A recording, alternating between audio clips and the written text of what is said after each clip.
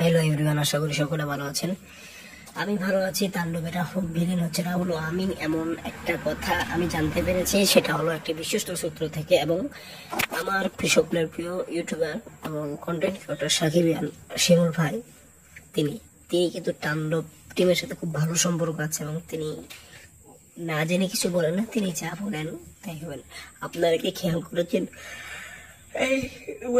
হ্যাঁ, 3 মাস আগে তিনি বলেছেন বরবাদে মানে এর বাবা হলো মানে শাকিব খানের বাবা হচ্ছে কি, এই যে মিশা সওদাগর। কিন্তু এটাতে 100% শিওর পরে, কিন্তু 3 মাস পরে দেখলাম তাই হয়েছে। তা শিমুল, ওয়াসিম এরা জেনেই বলে, তারপরে সরত মসিব, বেন্টুস, পৌশালী, তারপরে রিফাত, আরো রয়েছে, এরা তো না জেনে কিছু করে, এদেরকে আপনারা বিশ্বাস করতে পারেন। এছাড়াও রূপম রয়েছে, এমএফকে টিভি শুনে শুনে বলে, তো কিন্তু যে বলেও দেয় এটা শুন না। তো থ্যাংক ইউ পুরো ভিডিও দেখার জন্য।